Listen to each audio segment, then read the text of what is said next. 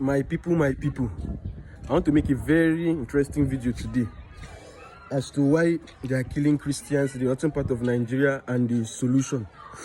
See, one of the reasons why these killings have been ongoing in the north, Christians have been dying, and it seems the government is not doing anything about it. It's simply because those who are sponsoring those killings have very high power, high position, and high influence, both in the government and in the communities. See, you were here in 2014 now when Jonathan was trying to fight it. They removed him during Jonathan's tenure. They removed him. Those guys that I have seen some of the guns those people use on Twitter. It was when I saw the terrorist was using the latest series of AK, or this AK-47, or that AK series. It was really the latest one. So some of the guns I saw them using, they cost. You understand what I'm trying? I'm not even sure Nigerian military has those type of guns in abundance, but you see these people, they have it. So what am I trying to say? Their sponsors are highly placed, and their sponsors influence election in that region.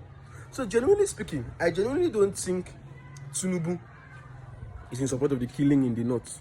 What I would say is that the guy wants to come out next term, and he has seen that the people that sponsor the killings in the north are very influential to help him win his election in the north. So somehow his hands are tied. You know what I'm trying to say? But all this boils down to Christians. All that is happening boils down to Christians. As a young boy, I grew up in Deeper Life Bible Church. In fact, you know, those days, churches, it's not now that if you go on every street, you have like 10 churches in the south. Then churches were few in number. The churches that were few in number, and they had the population when we were all children. I use Deeper Life as an example. We never believed in voting. We never believed in going into politics. We never believed in anything leadership. Our goal was holiness unto the Lord is a watchword and song. Holiness, heaven at, choosing soul is heaven at last. Different churches, they made their members apolitical, not interested in the leadership, nothing. During that period, Muslims were pushing their people into several top political positions in this country. Muslims were occupying. All we did as Christians was just to go to church and be praying against bad leadership. Whereas the simple solution is to put Christians there. And it's because of the way Christians were.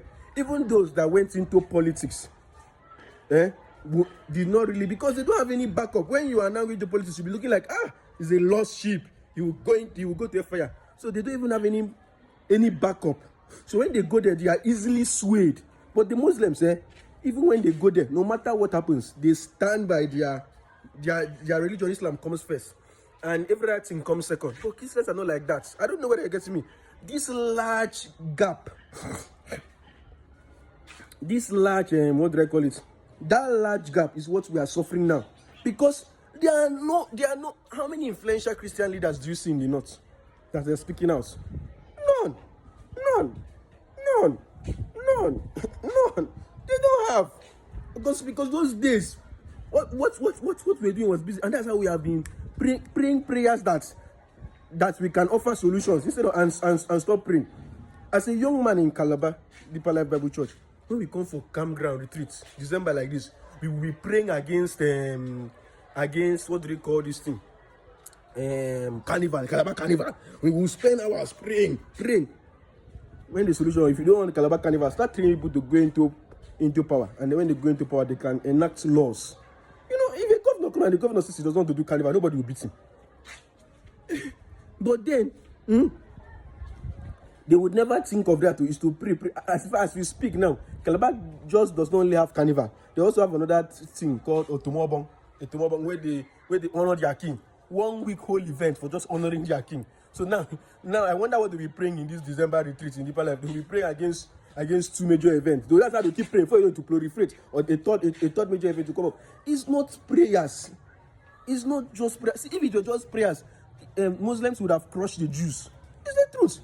If you see the Jews are very, very. In fact, this Mamdani's election in the US, where he won as first Muslim of major city. was majorly between Islam and Jews. Majorly between Islam and Jews. If you see, the Jews are very, they sponsor politicians in the West, in America. They are very influential in the politics of America. You see, they are very strategic. The Jews, they don't just go about praying. They are strategic, because once you have power, once you have political power, we Christians should learn from the Jews. It's not the God we are worshiping is primarily their God. Before we are the Gentiles, primarily their God. Yet you see the strategy they use. Yet us is just to be praying, whereas they are killing, they are killing and maiming us. Can't see the way the Jews were fighting back. They did not wait to pray. They were fighting back the Hamas. They did not wait to pray. Because Christians will pray before you know they will conquer the whole villages. All I'm just trying to say is that another thing Christianity has done is that Christianity, especially here in Nigeria, has made Christians docile. No Muslim is born a terrorist. Every Muslim is born a normal person. They are not indoctrinated and become terrorists. But Christianity makes people docile. Docile. When they slap you here, you turn. They slap you here, they cut your head, they rape your children. Docile. See, the solution to this thing that's happening in the north is simple. Those people, those Muslim terrorists that have guns, they don't have any special training. You understand? There's nothing special about them. The only thing special about them is all those military weapons they have. All those military weapons they have. That is the same thing. Go to all these villages where these Muslims attack and form vigilante groups and empower them with weapons too. Let them fight for themselves. But in a situation where the political will even make laws. If those people even have weapons, they will send soldiers there to go and collect the weapons and leave them weaponless. The Muslim people will now come and wipe them out. It's not like those Muslim people are special or they have anything. Just that they have weapons. Simple. That's the only. They just have weapons. Nothing. Because of. But if you had Christian people in power, who can push for this kind of, go to those villages, create vigilante groups and empower them, because these terrorists are a subgroup that have weapons and go around killing Christians. Go to those villages to create vigilante group, those Christian villages, empower them too with weapons. If the Muslims comes, they fight back. They fight back. Not when they even have small weapons, the military goes there and seizes the weapons.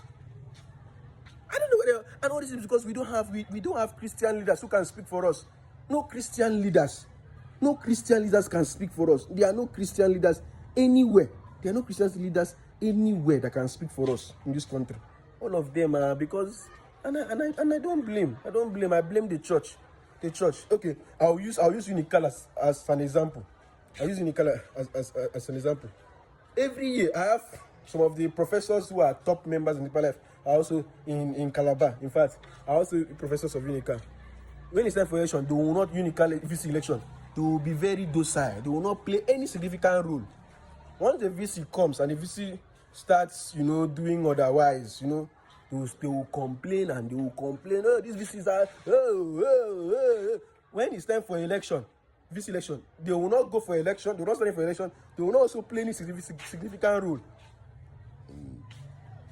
You see the way they are, and that is how it is in other major denominations. So they don't play any particular role in leadership or in electing. All they just do is they just believe that's not how it's done. That's not how it's done. Then they will complain, they will do this, they will do that, they will cry, they will pray. It's not how it's done. You have to be strategic. You send people in for leadership positions. You come together as a group and have a voting block. A voting block. If you go to Calabar now, governorship elections, the Muslims, they have a voting block.